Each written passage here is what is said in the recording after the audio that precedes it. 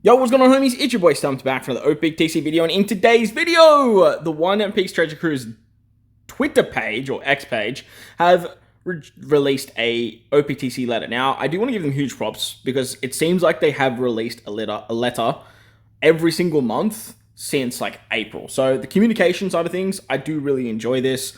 Whether or not the updates and the information they give is all, like, grand and glory, any communication is better than no communication, so I do want to give them props for that. In today's video, we're taking a look at the 14.2 update and what sort of resides around that. We might go down and have a look at what people are saying about it too. Obviously, this dropped at news time as well. As you can see there, 2 p.m. is news time for me here in Australia. In today's video, like I said, we're going to go through it all and sort of break it all down. So, Nakama learned about the upcoming schedule and content in the latest OPTC letter. You guys can head over to Twitter, you can head over to X, hit them up with a like. You can check it all out there for your own personal gain if you want to, but hopefully my thoughts and insights will give you a better understanding as well. But let you guys know, thoughts and insights be known in the comment section below as well. While you're done there, build the like button, hit the subscribe button, do all that good stuff for me as well. So, starting it off, they basically just dropped, like, a whole bunch of information on the characters that are released. These are just literally the Sugos that we've had, the Sugo Fests. It's literally just a waste of a page. Like, I don't understand why they need to say this. It's saying, like, hey, look, we released Galaxy Impact Gar. We released Honesty Impact Kobe. Ooh, yay, cool. Look at the Sword Donnies. Oh, look at this. We released rare recruits with the same character that we gave a legend to. Like, it's whatever. Like, it's cool. We can just move on. So, this is the crux of what we want to talk about today. This is the good stuff, because any updates to the game are always going to be really, really fun. So, a letter from the OPTC team. Next up, we'll talk about the update, which are planning for 14.2 as of October 22nd. So, I believe there is a little maintenance, then this will all get implemented on October 22nd, and I believe we'll get more information on October 23rd, the following day. So, first, you can now defeat up to and beyond level 150 in Pirate King Adventures. Any of the following are guaranteed to drop in Adventures at level 150 above. So, you can either get a Hime Turtle, an Elder Turtle, or a regular Daimyo Turtle at level 150 or above. Now, as you can see, this little info here, this little picture, you can go past level 150, you can do level 154, and then I don't know where the cap will be, but it could just keep going up and up and up. The gimmicks won't change, it'll basically just be more HP thresholds at a certain rate, and eventually you just get to a cap where you just can't do any more damage. But furthermore, there are also missions that offer bounty and luck drops for completing quests of level 150 or above, so give these difficult quests a try. Also, after selecting the enemy level, you can return to the Pirate King Adventures top from the edit crew menu, so you can take on the boss in tip-top shape. So this was a big issue, actually. When you got to the crew menu, you couldn't, like, do anything. You had to basically close the app and reopen it. So hitting the back button there is actually really, really nice. This one right here, hitting that is actually really, really good. So it's just like a quality of life update. Nothing too crazy. But the crux of this is this part here in the big bold letters that says any of the following are guaranteed to drop in Adventures at level 150 or above. Now, I don't know why they just didn't say they were removing Cola from level 150 plus, because that literally seems to be the only difference. Don't get this twisted. This is not a guaranteed Hime Turtle. This is guaranteed to be one of the 3 turtles after level 150. Now, does this mean you're going to get a guaranteed drop for each particular stage? Does this mean that you're going to get just one guaranteed drop of an actual turtle? We don't actually know, but this does seem like a step in the right direction. We're not at the destination yet, but it does seem to be quite a small or baby step to actually get there. I still think that this should just be guaranteed Rainbow Hime Turtle for every time you clear level 150 plus. Like, it should just be guaranteed. That way, if you use your stamina meats, you should be able to do over 30 runs in the first 11 days with obviously a very established account. And then that way you can guarantee yourself the 30 Hime Turtles to get the gems. Like, that, to me, that makes the most sense. It won't be guaranteed all the time with mediocre Zora luck and all that stuff. Getting to level 150, failing runs and all that sort of stuff will come into account. But for me, I don't understand why this just doesn't say guaranteed Hime Turtle. I feel like we'll get there, and this is where they're heading. But for now, it is just guaranteed turtles. Now, Cola grinding might be a bit of a problem, but look, you can always grind up like Grand Upon Usopp, sell him to the Rayleigh's Bazaar, and then buy yourself some Cola over there too. So there are other ways of getting Cola. I don't think losing the Cola is the biggest problem. I know a lot of people are on the, but I like leveling up my ship stump. There's other ways of getting Cola. Like, I'm sorry, there's just other ways. Don't get me wrong. I'm not bagging on cola, but I'm just saying there's other ways to get your cola drops. Ideally, you want the guaranteed Himes. That's what we're looking at. Next, there'll be some new features added to Pirate Rumble. Now, this is to me is juicy. As a Pirate Rumble stan, I actually really like this part of the update. Next, new features will be adding to Pirate Rumble and Grand Party. You can set a GP leader and then select auto edit with the Grand Party team in Pirate Rumble. The display is also revised so that upon a defend success, the number of times defended and the defend rate can be seen. So you can basically, if you have a look here, you can see like how many times you've defended and how many times you've actually won with the defensive team. So if you're running a defensive team that's just super weak, it'll say like defend 1 times and your defend rate's like 10%. It means that you're just getting absolutely crushed, and I should probably change that team. As you can see here, you can sort of auto edit your teams just like you can do in regular Rumble. And then the Gather Island rewards will be claimable all at once. So they have a claim all button now in Gather Island. Massive. You don't even have to go to Gather Island, as it seems. It just automatically claims them. And this is awesome because I am a culprit of forgetting to do my Gather Island. I am a massive, massive culprit of that. So that's a nice little quality of update. I'm a big fan of that. They're also adding Super Special to Rumble, which is a massive, massive dimension change for the Rumble game mode. And I'm really interested in how this is going to play out. The Super Special gauge would charge when you meet each character's activation requirements, and a powerful special called the Rumble Super Special will automatically activate when the gauge reaches max. Rumble Super Special can be activated only once per match. So what this is saying is that some characters will have a Super Special, as you can see in this particular picture here. Luffy's little Super Special gauge, it's like a little bauble.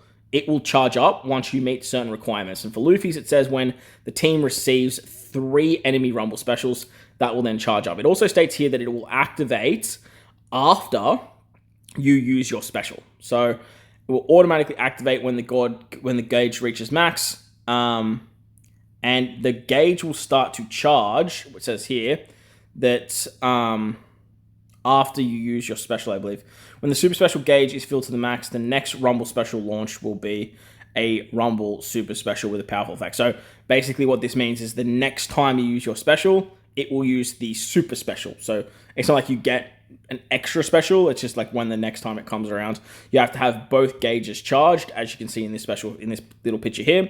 That'll activate the special. So you need to not only wait the time, but also activate the conditions, and that way you are going to get that Super Special. We don't know what these look like yet. Obviously, we'll probably get the characters that have them on the 23rd, and that's where the real value of this will come in. The Rumble Super Special will be unlocked when the Pirate Rumble Special has reached level 10, and the stats will become stronger after performing level limit break. So it does say here that you need to unlock the Rumble Special and then level limit break them to get that particular Super Special even stronger.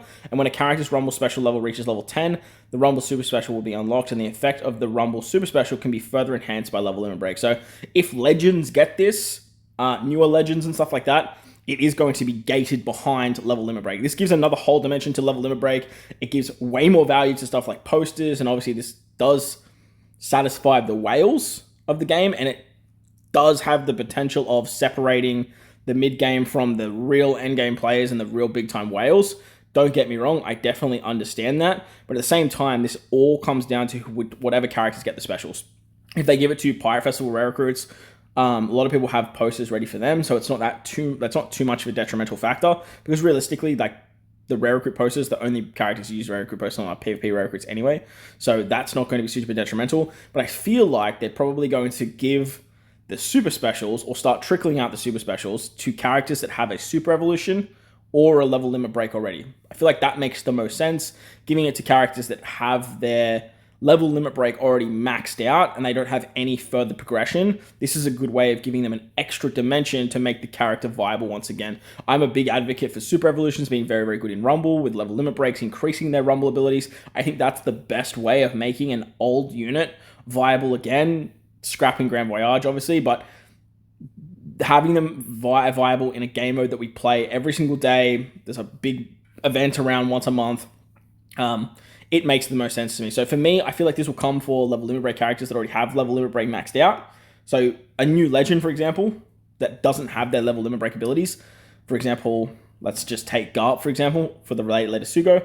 He's not going to have a Super Rumble special because he doesn't have his level limit break yet. That's the way I'm kind of looking at it. That's the way I'm hopeful for it. But look, we don't have any information on what characters will or will not have this particular ability. So it does seem to be interesting. I don't like that it automatically activates. I wish we had the power to activate it that would be really, really cool.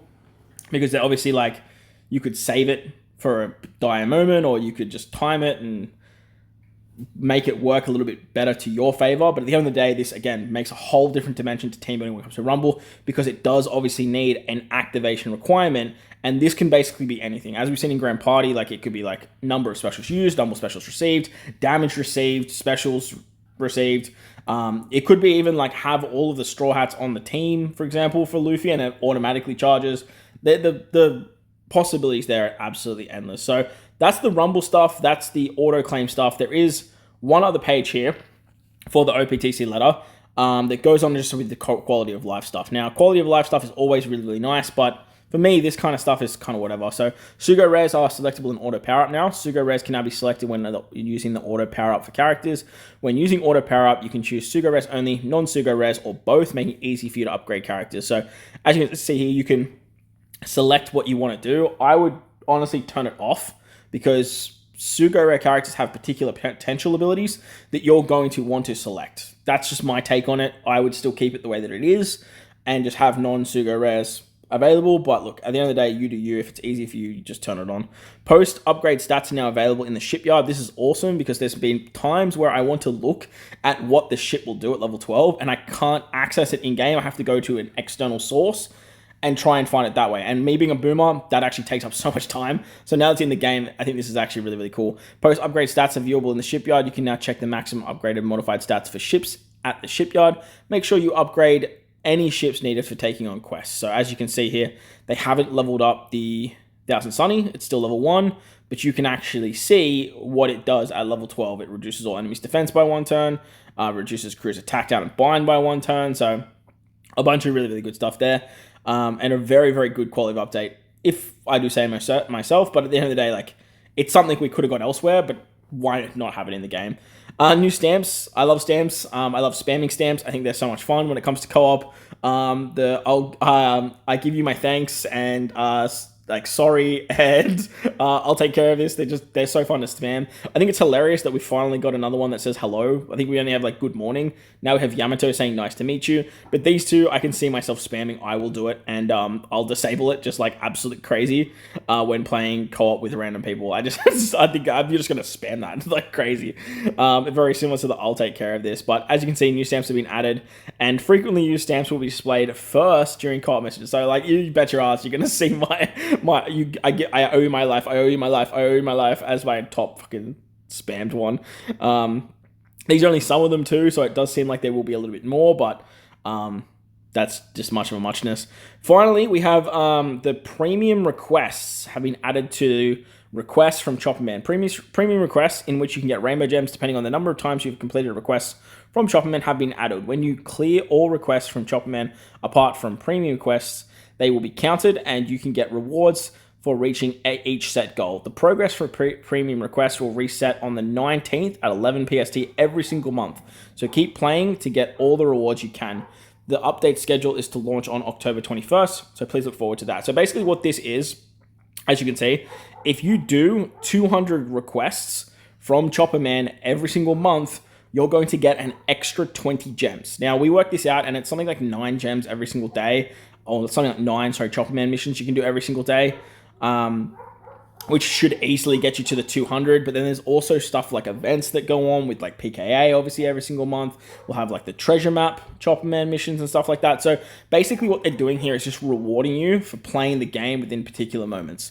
Obviously, you have your daily Chopper Man missions that are going to rack this up just super casually, but each month is obviously going to vary depending on what's actually happening within that month and what events fall on the timeline. This is great. Obviously, we were losing a lot of gems, and we were wondering why they were taking a lot of the gems out of particular login rewards and characters' birthdays and all this kind of stuff, and we're wondering where they were going to come from. Well, this is it. Bandai's basically just taken them out of event-based content and given us actual rewards that are around that content, whether it be PvP, they've given us PvP flags, treasure map, they're giving us crystals and shards and all that kind of stuff. But now we basically just have, hey, play the game, unlock Chopper Man missions every single month, and we'll give you more gems. Pretty straightforward, pretty standard. I actually like this a lot. I think it's a really cool idea in getting people to log in daily to promote more Chopper Man mission requests. So don't stress. You always get new Chopper Man missions every single day. Even if you're an endgame player or you're a new player, you'll continuously rack these up. And 20 extra gems every month. Like that's awesome. Like that's an extra 240 gems every year. Like you can't be mad at that. Like it's 20 gems. Like we'll take it. New information will be revealed on October 23rd, as I mentioned. I feel like in this part here, over on X, we will get stuff like characters that are getting this super special, all that kind of stuff, maybe more stamps and whatnot as well. So don't forget to tune in, and we hope to continue playing Treasure Cruise OPTC team. So head over to the Twitter or X and hit them up with a follow so you guys don't miss out on the release date. As you can see here, this is the upcoming schedule. I love that they're doing this. This is awesome. It allows people to plan and understand exactly when things are going on. If you don't care and you're just like a real casual player, this means nothing to you. But as you can see, the treasure map obviously is about to start. So after that, so treasure map will start on the 16th, which is today. 17th for me, I believe. No, 16th for me still. And then after that, obviously we have a day off, and then we move into the Kizuna Clash on the 22nd, and then after the Kizuna Clash, we have the Blitz Battle for the Halloween event. Grand Party has a little bit of an overlap there, which is a little bit annoying. I feel like you could just bring the Blitz Battle like a little bit back, you know? It's still going to carry into Halloween. Just bring it back 2 days, why not? And then Grand Party sort of leaks into co-op, which then co-op finishes when Treasure Map starts once again. So really, really cool. I'm quite positive with this update. My favorite things are the PvP stuff. Obviously, this is by far my favorite piece of information, but I do like what they're doing down here with the Chopper Man stuff and the quality of life stuff with the ships too. But let me know what you guys think in the comment section below about the 14.2 update. Do you think it's a good step? Do you think it's a bad step? Do you like things? Do you dislike things? Let me know in the comment section below. Before we go, I might actually quickly have a scroll here, say what everyone's saying, how everyone feels. This shit is so arse. Can we please have an auto button for Pyro Rumble? It takes 5 days to get to 150, 4 days left. And now there's 150 plus level. Nice. Look, that is a big concern for a lot of players. I do feel that. And this one here from Red Halo where he says, like, what's the point of even going to level 150 if there's no guaranteed him, then I don't really understand. Like, I can get around that as well. As for other replies, I don't think there's too many other replies, but look, we'll hit it with a like. Oh, that's not right. See my photos of my baby. We'll hit it with a like because look, I'm pretty positive about this particular update. But let me know what you guys think, like I said down below, way down there. Build the like button, hit the subscribe button, do all that good stuff. Most importantly, wherever you guys are in this beautiful world, please remember to enjoy the rest of your day. As always, homies, thank you all for watching, and I'll catch you on the next one. Let's